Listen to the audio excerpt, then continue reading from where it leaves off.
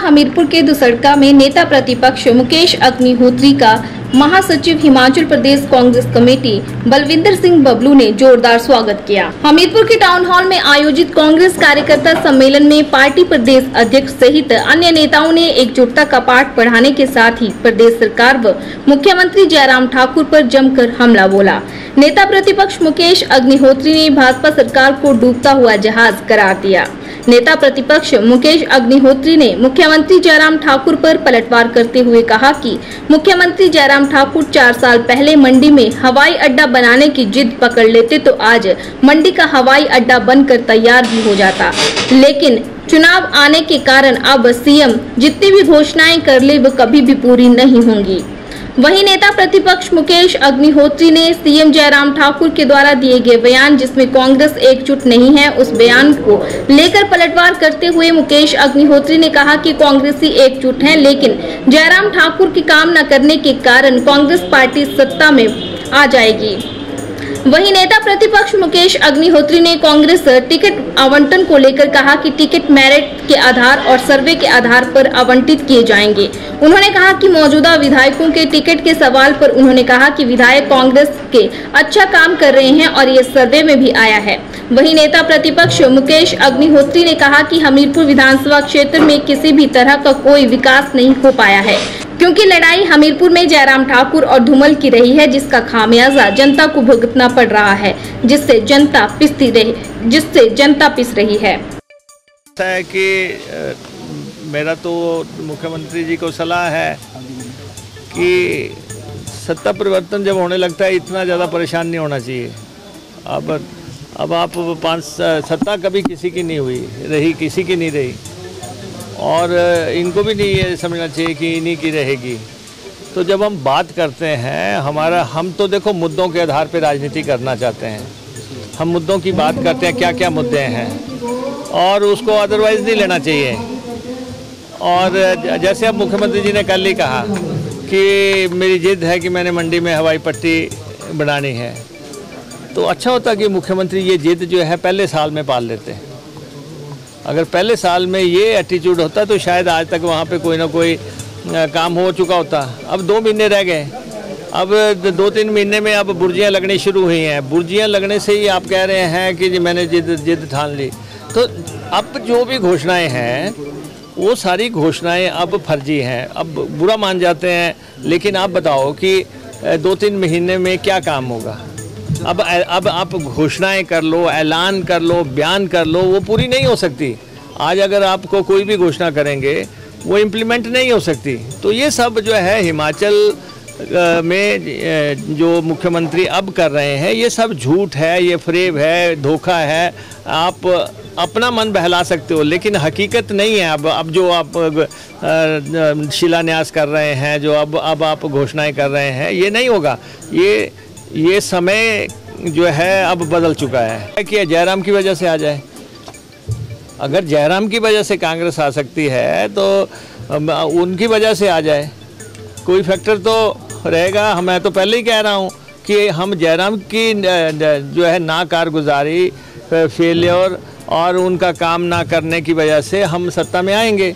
अब मैं 4.5 साल से लीडर ऑफ अपोजिशन हूँ, मैं अपना काम कर रहा हूँ। अब अगर मुख्यमंत्री चाहते हैं कि विपक्ष जो है अपने मुंह पे ताला लगा ले, अपने मुंह पे उंगली रख ले, और देखो लोकतंत्र है, पक्ष विपक्ष तो चलेगा। अब आप ऐसे लोकतंत्र की कामना तो कर नहीं सकते जहाँ सिर्फ जयराम हो, वहाँ कभी दूसरा ना हो, तो ये नहीं हो सकता।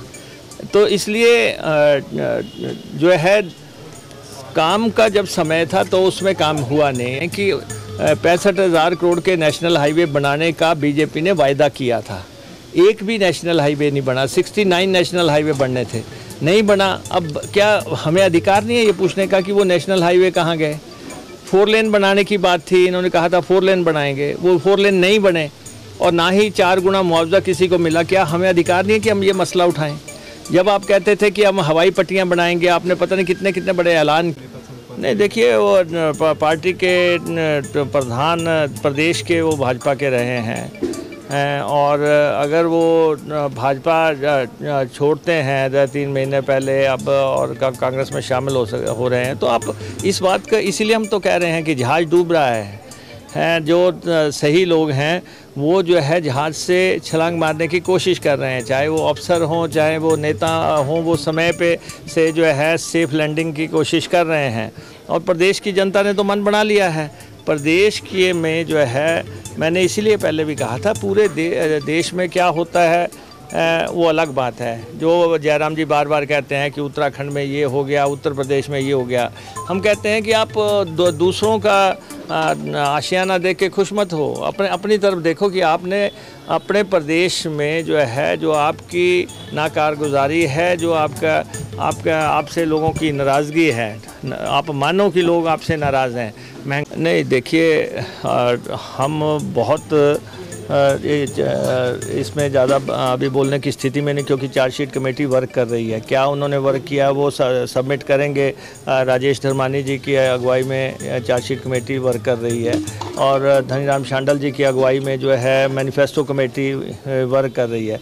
लेकिन इतना मैं मानता हूँ कि जो हमारा मैनिफेस्टो होगा वो प्रदेश में एक नई दिशा दिखाएगा, एक नई सोच जो है और जनता के प्रति पूरी तरह समर्पित मैनिफेस्टो जो है हम यहाँ पे लेके आएंगे। बाकी तो वायदे हम वो करेंगे जो निभा सकेंगे। नहीं, देखिए ऐसा है, टिकट का जहाँ तक सवाल है कि टिकट मेरिट पे मिलेंगे, इसमें कोई दो राय नहीं है। टिकट सर्वे पे मिलेंगे और टिकट उसी को मिलेंगे जिसका टिकट बनता है।